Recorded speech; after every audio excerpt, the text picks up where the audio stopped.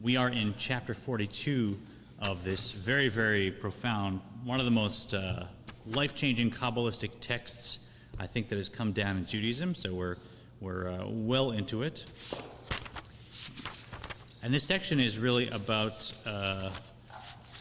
how to generate the various emotions that we need for what we call kavanah.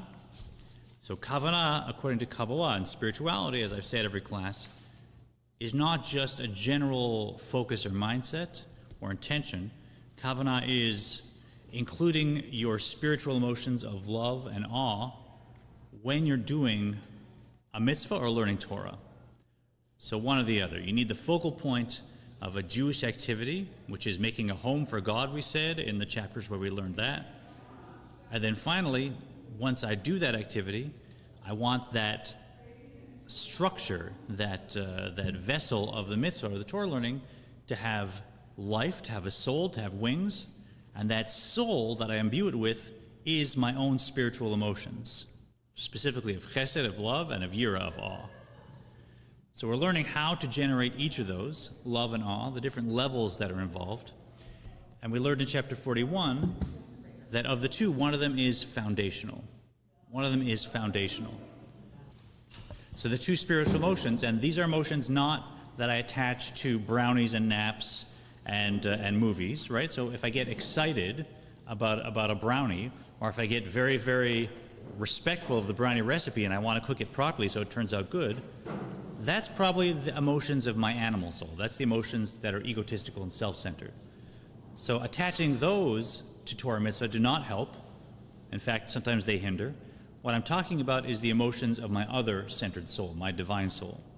So not the soul that gets excited about brownies and naps and movies, the soul that gets perhaps quietly excited about getting up in the middle of the night to help a friend who needs help, or learning for an extra half hour when I feel like going to sleep, or generally doing what's right and probably what God has put in front of me, what's right and what feels like what I don't want to do now.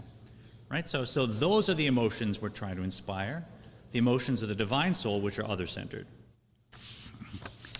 So after that, we looked into 42, and we said in order to get this fundamental, this foundational emotion of basic respect and yira, of awe, what do I need to engage my meditation? I need not just the bina aspect of the meditation, not just the intellectual aspect that looks through a divine concept, fills the mind with a divine concept, increases the details in that meditation, and I can go deeper and deeper into the intellectual details of the divine concept. That's the bina aspect of the meditation.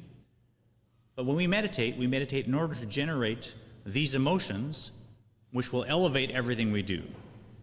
Right now, this Torah learning is either hanging around in this room, or it's being elevated to unite with the godliness of each world. Whether it does or doesn't depends on whether I have these emotions flowing. So just the bina meditation will not create those emotions. I need the third component of seichel, of intellect, which we've learned about, which is dat, or das, you'll hear people say in another pronunciation. That is what takes the pure intellectual information and connects it to me so I relate to it. Connects it to me so I take it personally. And we reminded of the story last week of a peasant that received a letter and went to, good morning. Good morning. Peasant that received a letter and went to a teacher who could read, and the peasant fainted because the letter said some terrible news.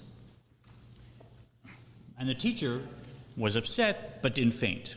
Why? Because the peasant heard news about the peasant's own life. The teacher, who could read, who could relate to a letter, who was learned and should have been more affected by the information that he could access, connecting to the information was not flowing. It was not about him. So whenever we learn this, including today, we want to read this as if it's a letter about our own family, about our own personal life, and should affect us. That's dat. And we're learning in this chapter about how you generate dat, how you galvanize dat, so that I'm not just meditating intellectually and perhaps enjoying and having spiritual experiences, but I come away changed. I come away a different person. I have different feelings about things. And that abstract concept that I was meditating on is now as real to me as something that I see, right? I know there's a microphone here. I know that you can hear me through this microphone. And if the microphone fell over, there'd be no question in my mind, oh, I have to fix it, right? I don't have strong feelings, but it's real to me. I know it. The meditation that we're doing on the spark of Moshe that's in us, or the quality of Moshe that's in us that we did last week, is that as real to me as this microphone? That depends on this meditation, the meditation of Da'at. It's Da'at that takes the abstract concepts and makes them as real to me as a car on the highway, as a microphone, as the food in my fridge, and I have feelings about it to the same extent that I have about actual things that I see. And that's why, as we'll see, Da'at meditation is somewhat different than the Bina meditation. It's all one flow, so Bina leads to Da'at, leads to emotions, but we want to master each component of the meditative system, so I know I'm not just meditating with Bina, I'm engaging Da'at and I'm creating emotions. How can you meditate with Bina? Just a pure intellectual meditation. But Bina is that spark that you don't even know it's there. That's Chokhmah and Bina. So Bina you comprehend, right? Meditating on Chokhmah, that's the Eastern style, where you clear your mind completely and you go off into complete emptiness and you stay there. But we meditate on Bina. But Bina itself doesn't necessarily create emotions. If it remains just Bina, it won't. Right? So here we're going to Da'at. And so it's Da'at that we need to create the Yira, the awe, which then will make the love, as we learn, built on a foundation of awe, and then the love will be other-centered, and we're off to the races. It's always complicated, though, isn't it? So in light of what's already been said, there's three aspects of engaging Da'at. There's three ways, rather, to do it. The first is to recognize, as we learn, we have 7 midot. We have 7 emotional flows, which reflect the 7 godly emotions in the cosmos. Each one of them has a shepherd. Each one of them has a shepherd. So Abraham, Isaac, Jacob, Moses, Aaron, Yosef, and David. Those are the foundational souls that brought such a powerful flow of that midah into the universe that they still provide it to us now. So you're wondering where chesed in the world comes from? It was channeled through Avraham and Sarah, and they opened a channel that each of us still draws from, and so on with the others. Do you have a list of those 7? It's right at the bottom of 627. See in the footnotes? So I wasn't reading from my memory. It's just right there. Footnote 3. Yeah. 627 at the bottom. 3, you'll see it for your study. And Moshe is the shepherd of all of them and is the way we connect to all of them, because Moshe brings Da'at, in addition to Netzach in this list, but let's stick with Da'at. So Moshe is the way that I connect with each of those shepherds. And Moshe brings this focus and connection and relating to information to every one of us. So step 1 is I want to recognize, just like Chesed comes from Avraham, Da'at comes from Moshe, and there's a channel there that if I focus on directly, that will empower me to energize that aspect of Moshe that is in me. So we all have a little mini Moshe, and we rely on that.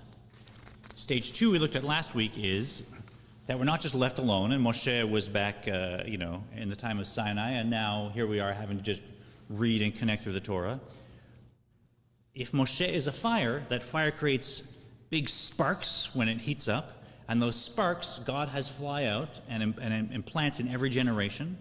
So there's an actual piece of the flame of Moshe's Da'at and Moshe's soul that is living in each generation. So not a ray, but an actual spark from the fire, a piece of the actual fire. And that is the heads of each generation, the tzaddikim, as we call them, the perfectly righteous we've been learning about, and especially in Hasidus, the Rebbes. So a great Rebbe is considered Rosh B'nai Yisrael. That's the acronym, Resh Bet Yud.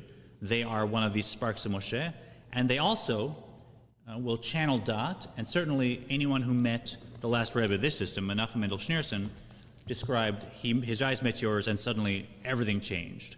And you had no questions, there was full clarity, you were the only person in the world, you were encountering the point of your soul that connected with God, and it was beyond just perhaps the person being incredibly smart or incredibly compassionate or incredibly caring. It really was a different quality where they felt like they now fit into a bigger picture in a way that was completely clear. So that's not something one can teach or explain. That's just a quality of the level that soul is, and like I said, goes against reform principles and the American way. And democracy, we're all equal, but I'm never going to play violin like Yitzhak Perlman. And there's some people that their souls are at the level of a much higher world, and those who encounter them recognize it. We're all equal, but we're not the same. If you like, yeah. And now we'll get to the third one, and that's where our work comes in, and that's back to this class on meditation, and that is that we need to ourselves deeply immerse ourselves in an idea, deeply immerse ourselves in a personal way in an idea, and it takes time to meditate on that divine concept so that then I personally will create those emotions. Because if I think about something for 5 minutes a day, now I know the information. But if I focus on something for an hour a day, now I'm going to generate feelings. I'll have a personal relationship with it. So that's where we left off. Any questions on that before we jump in? Questions online? I'm going to pull up the Facebook. So if someone's watching on Facebook, you can put your comments, put your questions in the comment here. Let me just find Temple Israel. And probably create some feedback as I'm doing this. Almost there. Just gotta scroll down. So there you go. Okay, so if you put, there's 3 comments. Let's see who commented. Hi, Ibiba. Hi, good morning. Thanks, Sharon. So you can put comments in Facebook, and I will bring them into the class. Lamed. We are on. Thanks. And there's 9 people watching on Facebook, so welcome. So that makes us, we're 17 strong now. We'll grow. L'lamed dat et ha'am v'leida gedulat Hashem u'la'avdo belev v'nefesh. Why don't you let's go Dan and around.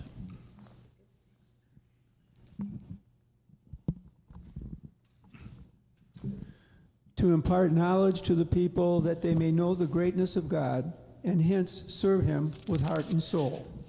So we're now still looking at the heads of each generation, the sparks that descend. So we said they descend, and the body and the soul are the eyes of the congregation. They impart this dot, this quality of connecting personally to the people so that they can know God. Again, the word dot, not know like have intellectual knowledge about it, but know as in Adam knew Eve, as in connect directly with, as in be affected by.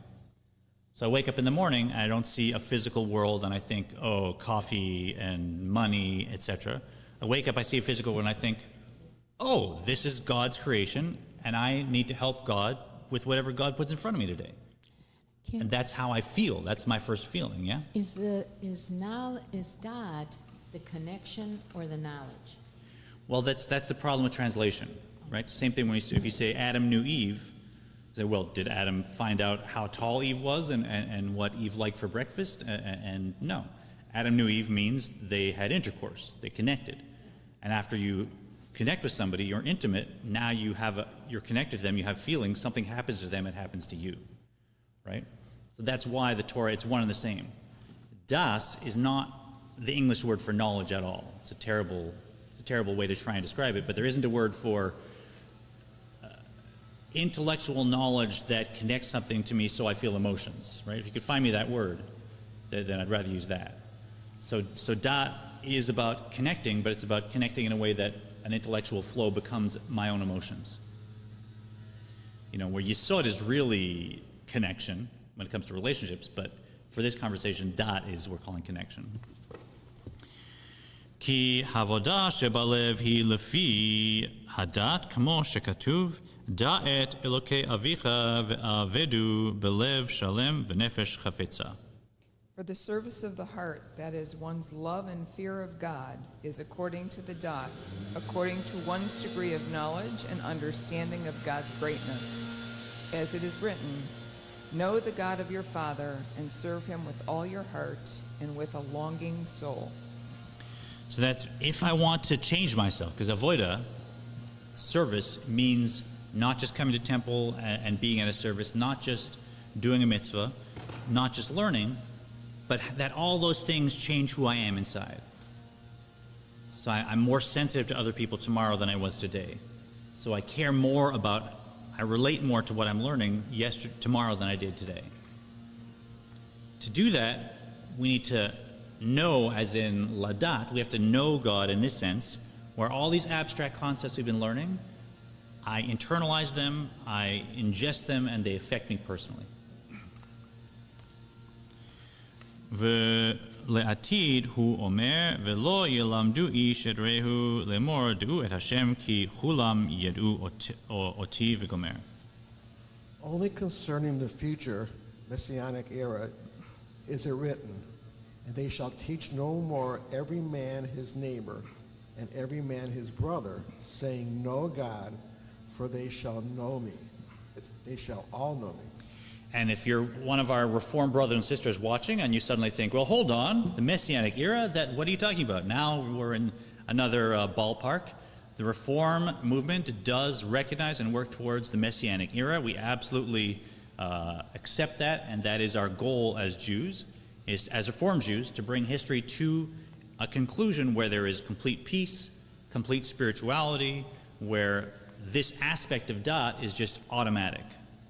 Right, so that's know that for us, we share that goal with every other Jew. And in that time, there won't be a need for these leaders of each generation because everyone will have that dot automatically. So my soul won't function and say, okay, the input that the body is giving me, that is my primary reality, and the subtle sensations of the soul, the subtle sensibilities, rather, of the soul, that is my secondary abstract reality. It'll be flipped, and we'll all automatically see that oneness as the primary aspect of the world.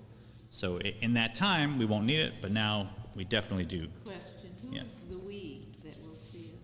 Everybody. Everybody, whether they are practicing Jews or not.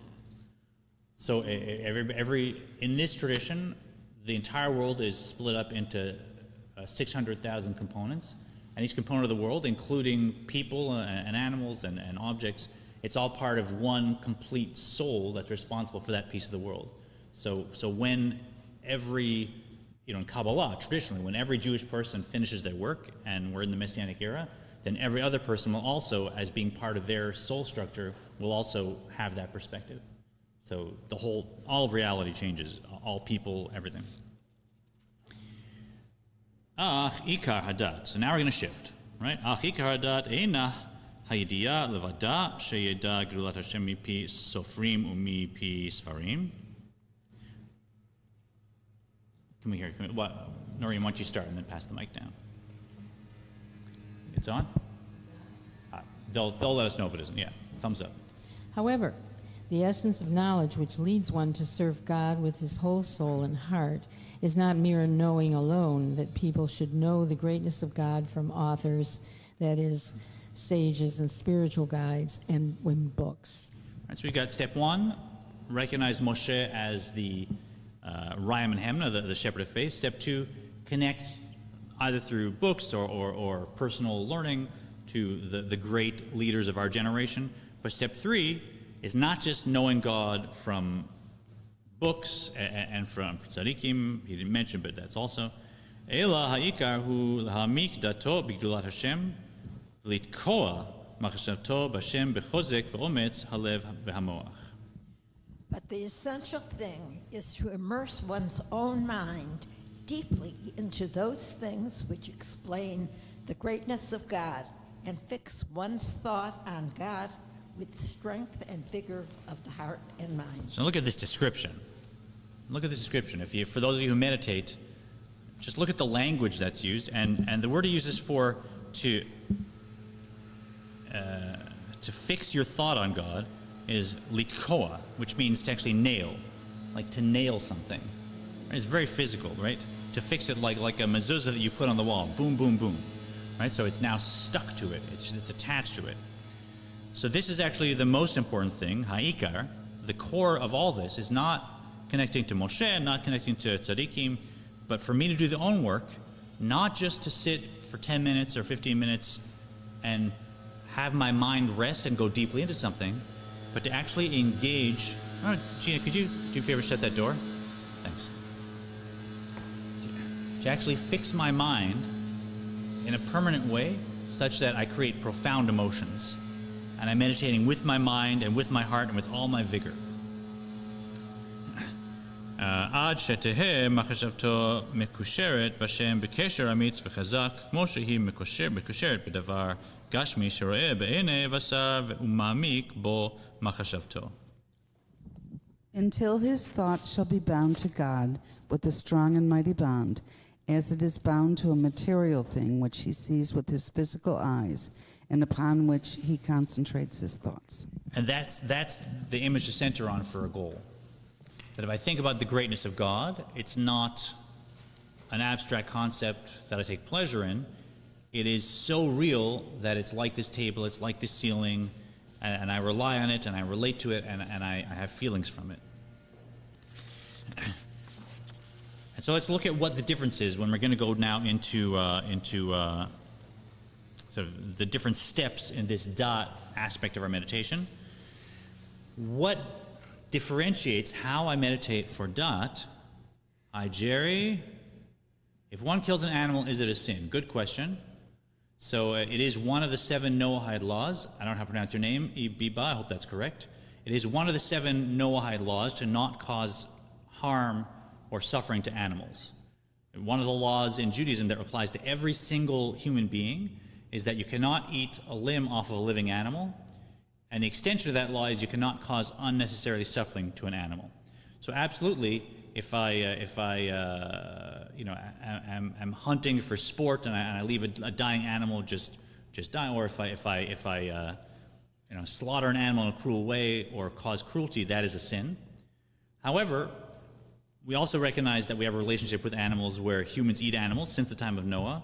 And so if we slaughter an animal according to Jewish custom in our tradition, as kindly as possible, with a minimum of suffering, killing an animal is killing it, right? We're not pretending we're being nice to the animal, but with a minimum of suffering, and then I eat it with a blessing, and my intention is to connect the energy and soul of that animal to a higher purpose and elevate it, then it actually is not at all a sin. Then I can take that animal and use its energy to help and repair the world around me. And I don't want to go into all the Kabbalah behind it, but in that case, it's not at all a sin, it's permissible. So I hope that answers your question. Thanks. Keep them coming on Facebook. So what distinguishes between a meditation that's focusing on dot and one that's focusing on bina? One is, definitely when I do a bina meditation, I'm sitting for an extended period of time. That's good because I want it to fill my mind. I want to ascend to higher and higher, what we call gates of bina, different spiritual levels of refinement within bina. So that can take a lot of time. But dot meditation is not, in bina you take the time in order to go more and more into the details and to get higher into the levels of bina.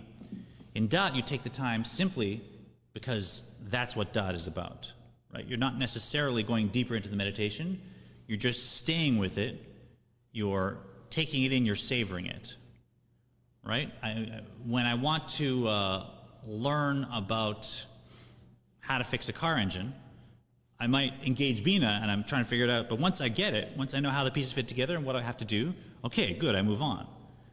But if I want to know my child, in the sense of dot, now I'm not going to sit and say, okay, what'd you do today, what'd you eat, how you feeling, great, see you later. Right? That's not, when you're done, you're not done.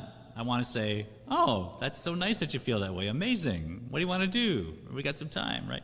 You sit and you just spend time with your child so that you connect with them, so you know them. So this is that kind of meditation. So when I'm focusing on the dot aspect, I take my divine concept, and I'm not necessarily delving deeper into it, I'm just sitting and savoring it, and feeling that soak in, and feeling through extended meditation, it connect to my emotional being, and it generate emotions.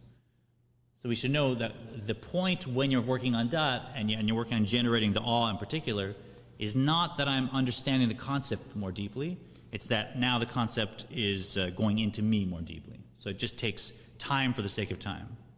Time for the sake of time. The second change is, Bina, I might meditate on a concept for a few weeks and focus on it and go deep into it, and then I might leave it and go to another concept. That's fine. It's kind of you take what your interest is at that moment. But with dot, if you want to connect to a divine concept so it affects you, it really needs a regular basis. It needs consistency. So if I want to generate emotions in myself about some divine concept, I have to come back to it again and again. Just again, like a relationship, right? If I see someone every day, now my feelings about them are stronger than if I take 6 months and don't see them. And finally, another key difference is when I'm trying to magnify and enrich my sense of Bina on a divine concept, I want to be as objective as possible. Because for me to understand something intellectually, objectivity is the best lens. If I think I understand some divine concept, right? Ein Sof, or Ein Sof, there's something called the infinite light. And I say, oh, good, I've learned about this, I've taught some, I know about the Ein Sof, right? And I come and I'm like, okay, let me learn about the Ein Sof. Are you kidding me? This is an infinite ray of something. I mean, how can a limited being even begin to understand or Ein Sof, the infinite light? So if I come to it thinking, okay, I have my background, I know, let me just add a few pieces, I'm not actually doing a Bina meditation. A perfect Bina meditation is perfectly objective. I have to come saying, it's like I know nothing, because that really is what we know as limited beings, and now let me try and understand from God's perspective, objectively. And that will open up different levels of Bina in a beautiful way. But when it comes to dot, now I'm not trying to go deeper into Bina, now I'm trying to relate the concept to myself. Now I need to be subjective. Now it's actually the goal to say, I'm not going to leave myself out of this, I'm going to jump into this with both feet. This is going to be about me, I'm going to relate to it, because I am using this meditation to make sure the intellectual concept, the abstract concept, generates emotions and relates to me like a physical object. I'm trying to connect this to our study of time. So look at the beginning of chapter 41, right? Beginning of chapter 41, he said, if you want to create awe, here's a meditation. And what did he say? Meditate on the greatness of God and how God fills the universe and et cetera, and yet how God, on the one hand, leaves aside the greater worlds and comes down and looks at the Jewish people and says, I want you to do what I want. And then he says, but then looks at you personally, looks at you individually and says, how, Michael Smolash, are you working today in your mind, in your heart, in your kishkas? Are you doing what I need? And that I should meditate on the idea that I'm standing directly in front of the infinite, like a king that's standing looking at me, and that I'm in it. I have a relationship and I'm responsible and God needs me to do this, right? So that meditation, that's exactly this. That's saying, that's not a Bina meditation about the levels of creation and what Ak and what's happening with Adam Kadmon and all the esoteric Kabbalah we love looking at. That's like, take a basic concept, God fills the world, and now relate it to me. Now God's looking directly at me, right? So chapter 41 was exactly that kind of meditation. That's a dot meditation. And you do the same thing with anything else we've learned in the Tanya, right? We learned, it took us, 16 chapters to learn that we had a divine soul and an animal soul, right? And what they were, or 13 chapters, right? Okay, that's nice. Nice that I know the anatomy of souls and I'm an expert. But okay, do I care whether my animal soul is running the show or my divine soul is running the show? Do I relate to that? If my animal soul gets the better of me and I yell at somebody or I do something selfish, do I care, right? Am I disappointed in myself? Or say, oh, whatever, I learned about it, tomorrow I'll see if I can actually do it. So to me, this is the heart of everything we learned, is that without dot, it's not happening to me, it's just something I know about. Does that answer yeah? The question, I don't think you heard the question. The question was, how does this relate to the rest of the Tanya, what we learned? Why don't we ask questions on the mic for my friend Cheryl August, who's watching? Hi, guys. Is it possible that when we were meditating and considered it to be Bina, that occasionally we did a dot meditation without knowing? It's not something that's totally new to us? Yes, sorry, I didn't mean to give the impression that this is something brand new. Of course, when we're meditating, we've been talking about creating feelings, so it's all part of a flow. Chachma Bin and Dat, that's intellect. We've been doing intellectual meditation to generate feelings, and I'm sure all of us feel more personally connected to these ideas than we did a year and a half ago, right? But it's good to now distinguish between the component that's the Bina and the component that's the Dat and really focus in, because it's always possible to make that connection more vibrant. Make sense, Eleanor? Yeah. So let's go into it. We're top of, Kanoda shedat hu lashon hitkashrut kmo v'hadam yada v'gomer. Here, Noreen, can you pass the mic on down? For it is known, Yeah. for it is known that dat connotes union, as in the verse, and Adam Yada literally knew Eve. Should I continue? Yeah, it's good. Let's go through this as the editor describes it. The word yada in this verse connotes union. Thus, dat entails knowing something to the point that one is completely united with it. The same is true regarding knowledge of godliness. Although when one just knows godliness, he is already fulfilling a mitzvah, still this does not suffice. It is necessary that one achieve the union of dat by meditating deeply on God's greatness. So completely united with something, that's Dat.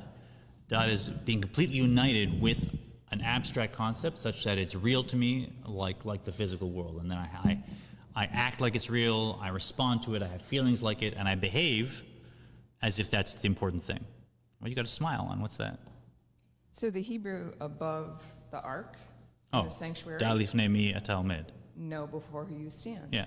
But no, it's the yada. Yeah. Yeah, exactly. So often arcs have on top of them, Cindy pointed out, da lifnei mi ata omed, know before whom you're standing. And as an English speaker, I'll look at them and I'll say, oh yeah, of course, I know before I'm standing. You know, I know God, I know God's names, I know some of the background, of the history, I know where we met God. I'm full of knowledge about before I'm standing. And then I sit and I check my phone in the service, or whatever else, right? Or you know, I gossip about somebody down the row, or I drift off, or I fall asleep, or I have a daydream about an argument that I had.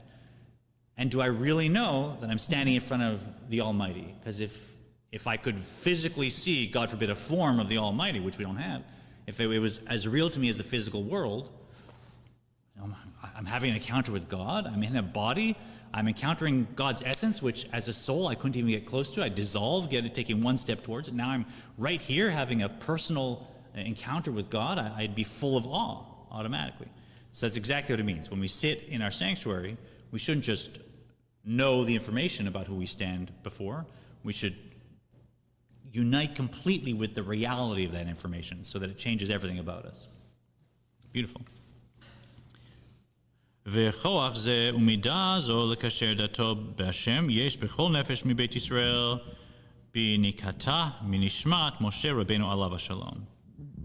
This capacity and this quality of attaching one's dot to God so that he not only understands but also feels godliness and so becomes wholly united with him is present in every soul of the house of Israel by virtue of its nurture, yinikah, suckling from the soul of our teacher, Moses, peace unto him. So this is, we know it's inside, right? We already have a nurture, a flow, we're already fed by Moshe, so it's there. But the problem is, it's not necessarily consciously there. It's not consciously there. We all know each of us wants to take care of our heart, and God forbid something happens to our heart, we rush, we do. And yet, does that affect my conscious living every day? And do I eat and exercise and do everything I should to keep my heart healthy? Maybe not. Because day to day, you're not always aware of something that's as important as life and death. It could be inside. The same thing here, that quality of doubt we know is there, but this third aspect is doing the personal work so that what may be deep inside there is now up in consciousness, is acting, and is creating emotions, so my behavior reflects what's inside. And here's the problem. Rak me'achar shenit labsha hanefesh baguf צריכה לגיעה רבה ועצומה כפולה ומקופלת. Only since the soul has clothed itself in the body, it needs a great and mighty exertion, doubled and redoubled, in order to feel and be attached to God. Hi, David. Welcome to the class. Good to have you. I'll be coming by your workplace soon, so you'll be helping me with this attachment to my body with maybe a coffee or something. But here's the problem, right? Inside, my divine soul has this knowledge, this connection, this relationship to God that's so powerful that I'd be filled with awe. But what happens in my body? My soul's clothed in a body. My body says, there's a whole story I won't get into, but my body says, here we don't deal so much in divine things. Here in the world we don't deal so much with holy things. Here in the world we want food, we want rest, we want pleasure, we want money, we want people to compliment us. And the body and the psyche is always bombarding the subtle consciousness of the soul with this very gross consciousness of the body, such that it can feel like that's all that I am. As we learned, that's what a rasha is. That's all they are, is just the ego consciousness. And the quiet, the small, still voice of the soul stops even breaking through in gaps and saying, there's something higher, right? Maybe don't focus so much on what you think you want. But that even if it's not evil and self-centered, if I'm not, harming things, just as we learned, sitting and eating because I enjoy the taste, just having a nap because it's such a pleasure, right? Just being in a crowd and having people tell me, oh, you have such a lovely voice, I loved your voice at services, and taking pleasure in that. It's not a sin, but if that's the flow of my consciousness all the time, that just strengthens and strengthens my animal soul, such that part of my being, that being that's attached to the body, it takes up all the space, it takes up all the oxygen. And so then it becomes very difficult to engage with this level of dot, because that has to come from the divine soul. And it's just there's too much noise, you can't hear it. So what do you have to do? Hachat hi yigiat basar levatesh et haguf ulehachnio shelo yachshich al or hanefesh.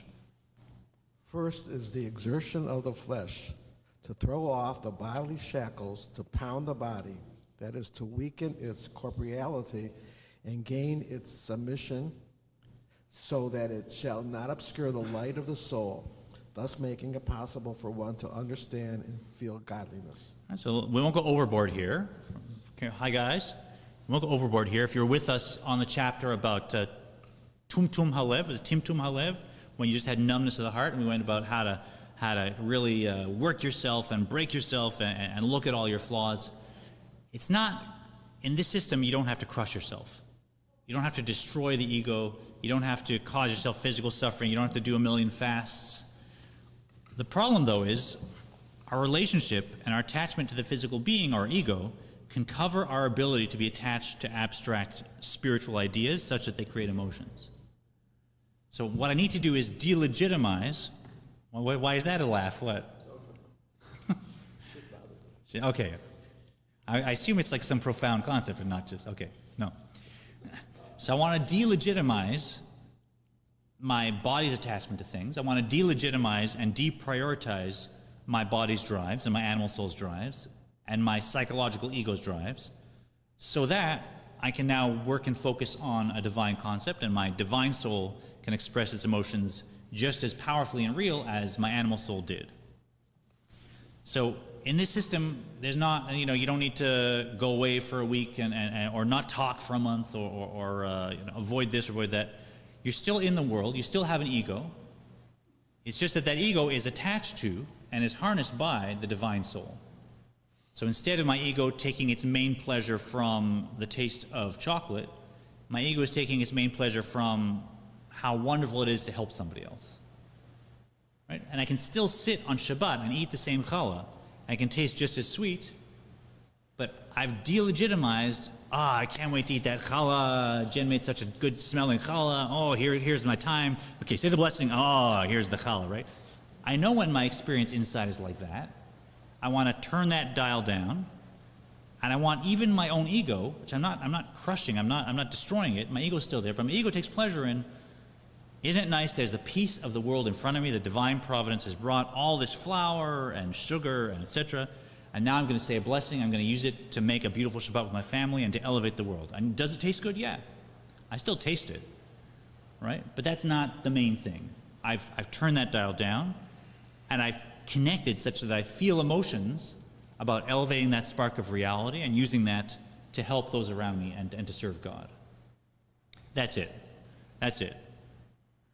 And although I'm saying, oh, it's just that, and it sounds subtle, trust me, if you start doing the work of really looking at hour to hour, day to day, what my animal soul is attached to, and as the Alter Rebbe's Hasidim did, just say, you know what? If I have an urge to do something that I don't need, I'm going to avoid it. Just to see if I can delegitimize, deprioritize. What, you getting dripped on? Shikoach. I'm sure it's a blessing. We're getting water coming down from heaven, and it's landing directly on you. It chose you. But there's another chair. There's another chair over here. You know, water's a sign for Torah, right? So it's the same down here as it was way up in the heavens, and it's, yeah.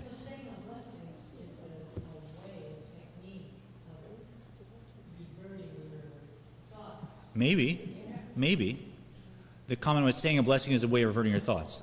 The answer is maybe. Maybe. Yeah, but can I say the blessing just so that I can eat the bread? Yeah. I promise you I can, right? So this is exactly the work. If I say, you know what, and that's a trickier one, right? But if I'm sitting and I'm saying the blessing because I'm impatient to eat the bread and I can't wait for the taste, then it's not functioning that way. It's not functioning as a way to deprioritize and change. I'm actually taking a mitzvah that I'm doing, an actual mitzvah that we're supposed to do, and I'm using it to strengthen my own ego, right? So in terms of a mitzvah, yeah, I've done a mitzvah. In terms of my own avodah and changing myself, I've strengthened my own animal soul, and my dat has decreased, not increased. And by the way, that mitzvah doesn't go up anywhere. It doesn't rise up with its wings to unite with the godliness in whatever world, because I took the mitzvah, I attached it to my klippa being, I attached it to my animal soul. So, no, I'm... Here, talk on the mic, because this is talk on the mic, yeah? It's cynical, why? If you delay eating your bread, yeah. In other words, to focus for a moment on who gave you the bread and... If that's what you're doing. Right. I mean, that's why you say a blessing, I think. Yeah, to thank God for that. So if you're concentrating on that, then you're, Let me give you a clear example, okay? Yeah. We talked about learning Torah, and we talked about learning Torah lo lishmo, not for its own sake. Say, I go to learn Torah because I believe I'm going to get a big raise at temple of, X $1,000, because if I learn this, I'll learn more money. And not only that, they'll put me higher, I'll get a bigger picture on the website, right? And that's my whole reason for learning it, is for that. Am I strengthening my ego, or am I strengthening holiness? You could be strengthening holiness if it's strengthening Temple Israel's website. Well, my own picture, right? I mean, if I learn, if I'm learning Torah because I think it's going to help me, make me bigger, make me more money, I'm actually taking Torah and I'm putting it down in Klippa. It's still a mitzvah that I've learned Torah, but I'm going to have to take that mitzvah and revisit it and relearn it to elevate that mitzvah so it goes up. It's a mitzvah stuck here in the physical world. And I have not done any work. I've not done any avodah. I am now making myself more proud, more arrogant, more whatever, right? So, I mean, you look like you feel like we're splitting hairs here, but that's the crux of the thing. I don't know anyone who learns Torah to make more money, but if you, it's bothering me what you're saying, because then you take a look at all the rabbis who write books about explaining Torah and do make money. Yeah. That's like knocking them down. No, sorry. So the converse is also true. I'm saying just because I say a blessing doesn't mean that I'm doing this, that I am engaging my divine soul and doing it for the purpose of holiness rather than because I like the taste of the challah. The same way, I can eat a challah if I do on Shabbat, and I can eat it and taste it and enjoy the taste, but I'm doing it for the sake of elevating the spark and helping the world. And now I'm enjoying the challah, and I'm working on myself, and I'm elevating the world. So the same thing goes for any rabbi that's written a book. They should be successful. They should get money. You should write more books. It's wonderful. It's up to them. If I write a book, it's up to me to say, is this book here because I feel the world needs this book and it's going to help people, or is this book here because look at me, right? And now I get to sign it, and now I'm on a bestsellers list, and woohoo, right? So, especially when you're doing something like writing a book, it's important work to make sure that it stays about the divine soul. It stays about helping the other person. It's not about who I am now as an author. So absolutely they can. If you do this work, you can have 1 million students. You can have a bestseller book. You can be a YouTuber with 1 million followers, subs. But if you do this work, then you can engage the world fully, and you'll still be elevating the world and working on yourself. So it's all about my inner state. So that's the work. And like I said, even if you do for just a little bit, just a few times, say, you know what? There's this thing that my animal soul really likes, and I'm gonna wait 10 minutes before I eat it or do it, just so I don't do it for the sake of my animal soul. I'm just gonna put it off for 10 minutes, right? That's a practice. Or as the Hasidim of the Alter Rebbe's did, as I said, you know what? I'm going around in a day, and I just suddenly feel like I could use a karnatzel, right? One of these little sticks of meat, right? It's kosher, it's tasty, it's wonderful, it's fine, I can do a blessing, eat it. Just because I got the urge, I don't need it, so I'm not going to do it. Just to break the drive of the animal soul. And it's quiet. I don't tell anyone about it. I don't make a big deal. I just, you know what, until I discover that drive is gone, I'm not going to eat it just because I want it. I'll eat something else. I'll eat some rye bread. And you'll see, even though it's subtle, if you try that, you'll find out what your animal soul is connected to and how strongly it's connected to it. But consistent work, if you do it for a week or two, you'll find, now that drive fades, and you're left with more energy for your own internal work and to elevate the world. He's going on. Kmo shenitbaer le'el b'shem hazohar d'gufa de la salik be'nehora d'nishmeta mevatshin le v'hinu al yedei hirhure tshuva me'omek halev kmo shenitbaer sham. As has been mentioned above, in the name of the Zohar, that a body into which the light of the soul does not penetrate should be crushed, this being accomplished by means of penitential reflections from the depths of the heart, as is explained there. The Zohar says it too. So this is a key piece if we want to really take this seriously and progress. It's good to understand the long short path and how to meditate. It's good to understand the concepts we've learned. It's good to understand the dynamic between the two souls. But this is what makes it real. And there's a boundary that you want to get past to really start to change, and that is that overall my main motivation is either my animal soul or my divine soul. And this is not a dichotomy. It's not like I can like chocolate and I can vanilla, and I hold those things at the same time, right? We have the capacity to hold a lot of things at the same time. This is, one nation rises and the other nation falls. Either my animal soul is the thing that wants something, and I'm doing it for the animal soul, or it's the divine soul. So this is something where, when the rubber hits the road, this is work you really want to do, because that will enable you to take everything we've learned and to make it real for you, and then to change you and the world around you and elevate things. It's a bit of a downer to finish here, so let's just go a little more. So the first piece is to really work on the body, delegitimize, deprioritize the body's needs. The second is to strengthen my capacity to focus deeply and for a long time. Deeply and for a long time. So here we do get to the sense of, the Eastern systems of sitting for a long time. It doesn't have to be, we don't do 7-day sits. We don't do that kind of thing. But it's described as for a long hour every day, for a long period every day.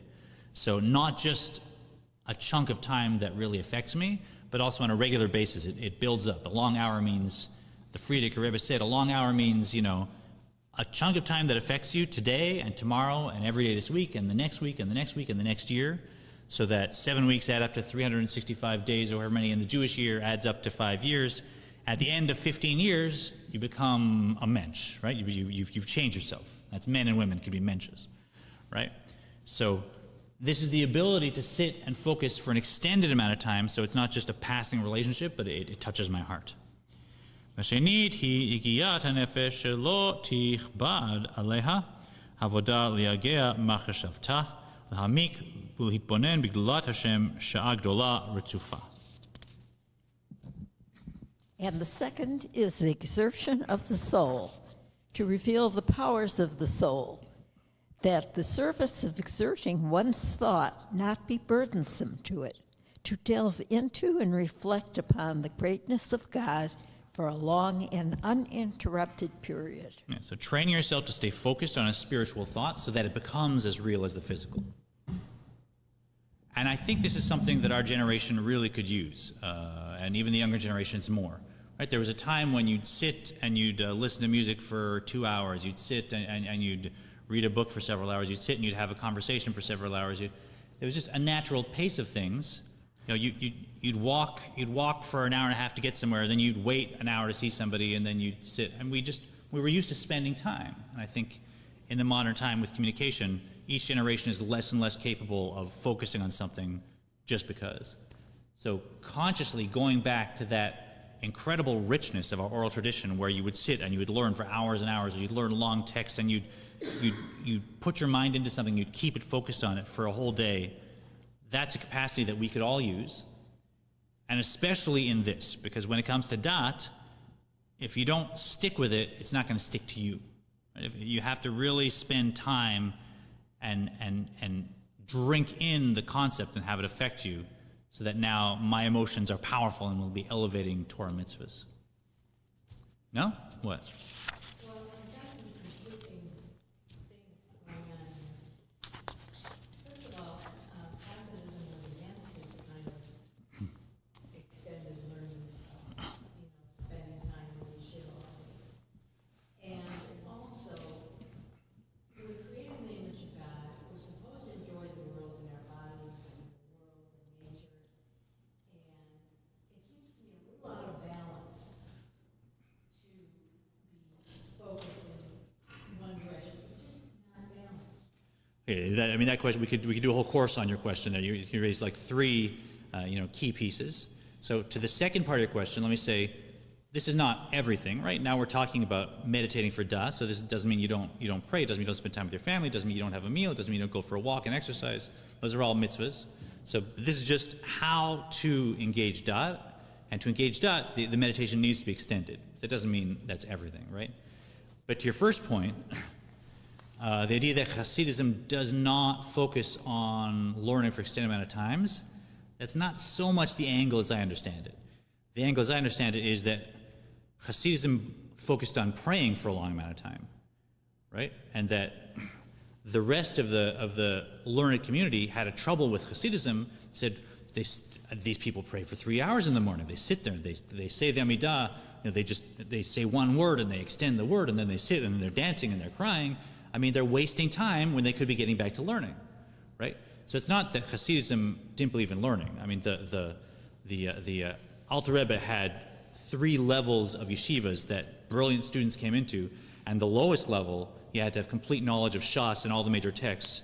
And then the second one was geniuses. The third one was these intensely intellectual giants, right? So they truly believed in learning, but they also focused on extended prayer, and that was where the argument came. See what I mean? And of course, you're right that there was the teaching from the Baal Shem Tov that if a peasant has no time to learn and they're just working all day, and they get up and they say psalms and they pray and they learn a little bit of chumash and they go, they're just as holy as a learned person. But that's not the same thing. That's not the same as saying the Alter Rebbe or the Baal Shem Tov didn't value learning. They absolutely did. They just recognized the holiness of faith was as great or greater than learning. So, not to get over defensive, but that's it. Okay. Why don't we finish with a little bit of meditation? And like I said, this is certainly something one should be prepared to do for longer than we have time now. So I absolutely encourage anyone to make this part of a daily practice. ideally before whatever morning prayer practice you have. And as the Alter Rebbe said and the Frieder Rebbe said, for this to have an impact, it wants to be a long hour every day. So really feel free to get ready to pause your device once we're in our meditative state. And whatever a long hour means to you, that's ideal. Let's find yourself with your eyes closed and your spine nice and long. We just need to bring ourselves to an even playing field and clear the mind. Let's let the physical brain relax inside your skull. Just let it let go of all content. Your eyes heavy in your eye sockets and your eyelids smooth. To feel the smoothness of your breath flowing in and out. Let's extend our breath to 4 counts for each of the 4 stages of breath. So we'll count 4 to breathe in, 4 as the breath remains held in, 4 to breathe out, 4 as the breath remains held out, and breathing through our nose if you can. Start with me, and in is 1, 2, 3, 4. Stay full. 2, 3, 4. Breathing out. 2, 3. Through the nose and stay empty. 2, 3. Join the cycle again. In. Stay full. Breathing out. Stay empty. Continue at your own pace. You can include your belly in the breathing. Your belly swells out now as you're full of air. Pulls up in towards your diaphragm as the air is expelled.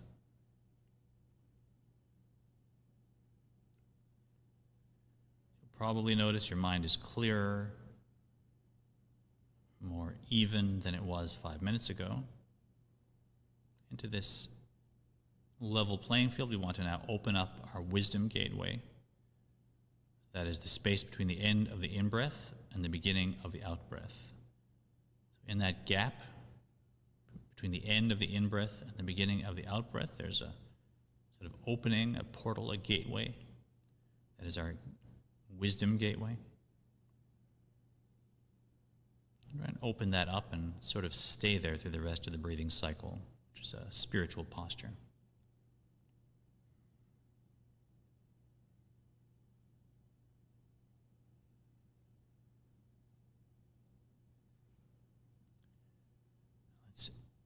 Place in that wisdom gateway this divine concept. We each receive that quality of dot from Moshe that will connect my emotions to everything I've learned here. We each receive that quality of dot directly from Moshe. That is what allows the information to enter me, to change me. That concept, that image will fill each of our minds differently. Let it fill your mind in your unique way. Any part of your mind that's still holding on to something else, focusing on something else, let this divine concept flow into that space. Use all the power of your mind, visually, auditorily.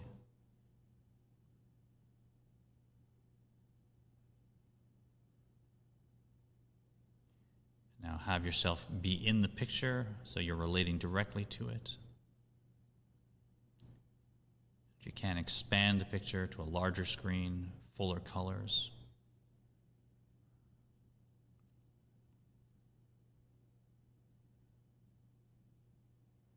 If you'd like to pause your device, feel free to sit for 10, 15, 20 minutes and know the time I spend here purpose of soaking up this concept and making it real in the rest of my life.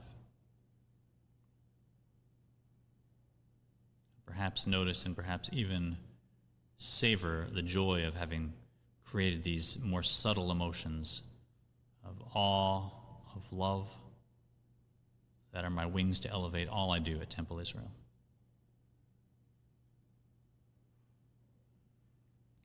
If you're with us, please wiggle your fingers and toes. See any last comments? Very good. Thanks to everybody who's joined us on Facebook. You're most welcome to join us here in the class. We have copies, we have water dripping from the ceiling, we have all good things for you. So we'd love to have you. If you'd like to join, email Maya at temple-israel.org. I wish you all an amazing Shabbat, and we'll see you soon.